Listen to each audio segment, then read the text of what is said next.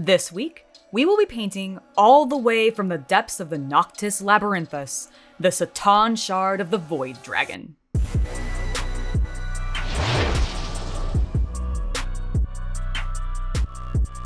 Hey guys, I'm Angela and welcome back to Hobby Night. This week, we're going to continue with a month of spooky aliens and monsters, and this time, we're going to be painting a star god. That's right, I've got the Void Dragon here with me, and I'm going to paint this guy up using the techniques that I've explored on my previous Necron videos, and basically using all those techniques together to get this guy done up. I'm very excited, incredibly nervous, because this is definitely the most complex mini I've ever painted, but I'm super excited to jump right into it. So without further ado, let's go ahead and paint the Void Dragon. Let's go over what paints I'll be using in today's video. Sticking with my previous analogous color scheme, I begin with a spray prime of Alien Purple by Army Painter, followed by Thousand Suns Blue, Ahriman Blue, and Moot Green. Then of course, I will be adding the technical paint Tesseract Glow to the mix. For his weapons and crown, I will be applying Mephiston Red, Wild Rider Red, and then Yriel Yellow. Finally, to add texture to the base, Martian Ironearth. There is a tip I want to share with you before I get to work on this absolutely gorgeous miniature, and that is about the masking that I did using museum putty before priming it. Because I knew I was going to be painting this mini in 5 pieces, I wanted to protect the connection points that I'd be gluing together later. The putty really made doing this an absolute breeze. Originally, the Void Dragon really intimidated me with all of his delicate pieces, and I really wanted to give myself the cleanest possible connection points I could. It worked wonderfully, and after a bit of cleanup to get all of the sticky stuff off of the miniature, and using a bottle of matching Alien Purple paint, I was able to reprime any sections that got overmasked accidentally with no trouble whatsoever.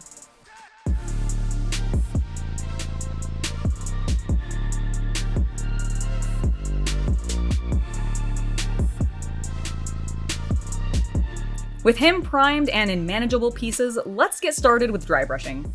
I'm going to start with a heavy dry brush of Thousand Suns Blue over everything with the exception of 3 key areas: his crowned head, his lance, and the stinger on the Canoptic construct, keeping the shard tame.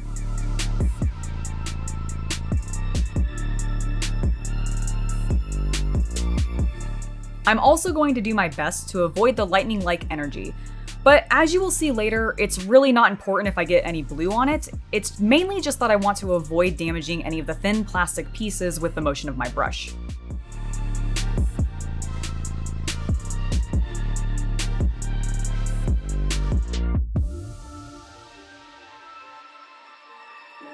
Next, I will repeat the same dry brush technique, but with substantially less Ahriman blue paint on my brush. I also try to catch less of the miniature overall with my brush so that I don't cover up the previous layers of paint too much.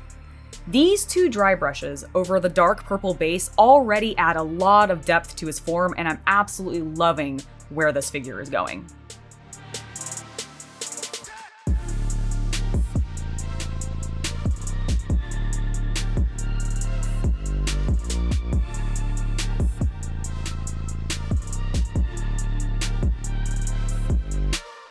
Unlike in the video where I painted the Doomstalker, I am not going to worry about priming the sections I want to add Tesseract Glow to later.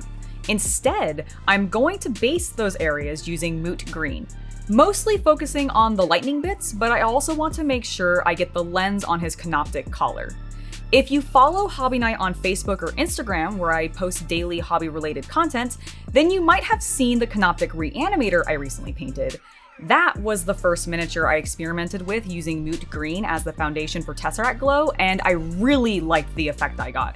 So I thought I'd share that process with you all today on the Void Dragon.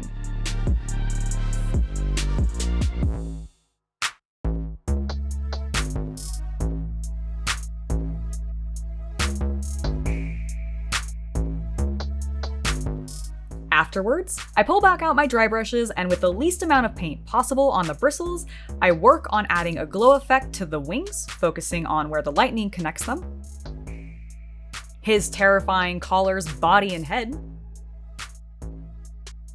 and the pixel-like textures cascading through the body of the Satan shard. This is an especially critical choice that I made because by keeping the majority of the Void Dragon's body just in the blues, I create greater visual interest in the final piece by having distinct sections of color, which I'm going to actually enhance in a little bit. And also the rising stones with the tiny scarab beetles crawling along them. Aren't they just so cute?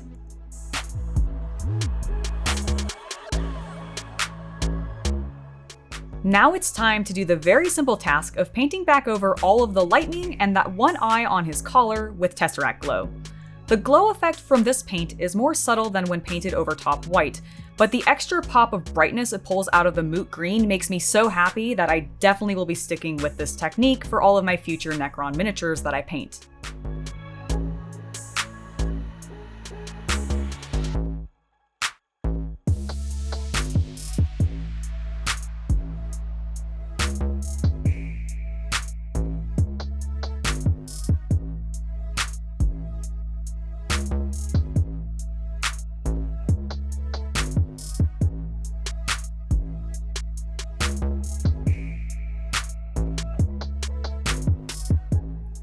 Now it's time to move on to the sections that I had previously avoided, the head and the two weapons.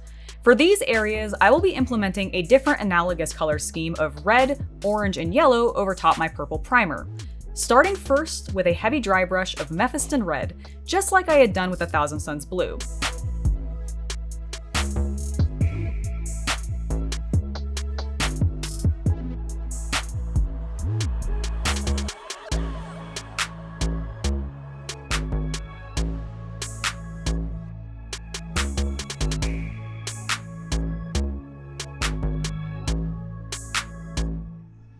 I bet you can guess what the next step is going to be. That's right, it's time for another lighter dry brush, but this time using Wild Rider Red, and also making sure to get definitely less paint on the brush like we had done in previous steps with Ahriman Blue.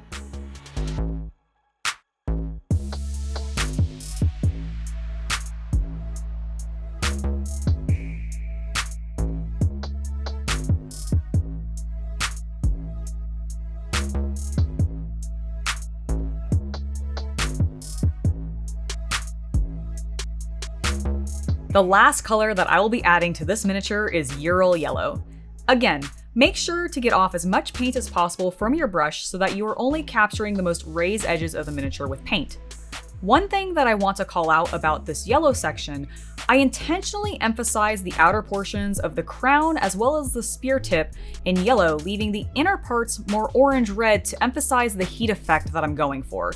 It actually works way better than I had hoped.